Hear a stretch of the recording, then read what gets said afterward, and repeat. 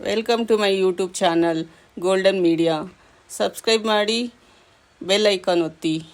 ದೇಸಾಯಿರವರು ಇಷ್ಟು ಬೇಗ ಒಪ್ಪಿಕೊಳ್ಳುತ್ತಾರೆ ಎಂದು ತಿಳಿದಿರಲಿಲ್ಲ ಎಂದು ವಿಶ್ವರವರು ಮನೆಯವರ ಮುಂದೆ ತಿಳಿಸುತ್ತಾರೆ.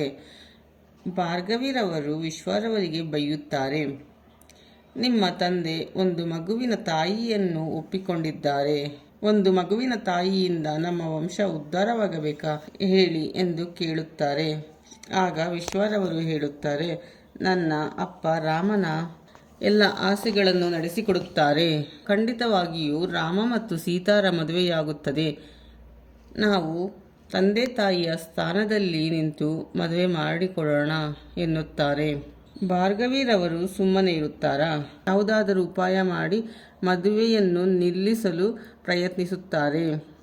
ಭಾರ್ಗವಿರವರು ರಾಮನನ್ನು ವಿದೇಶಕ್ಕೆ ಕಳುಹಿಸುವ ತಯಾರಿ ಮಾಡಿಕೊಳ್ಳುತ್ತಾರೆ.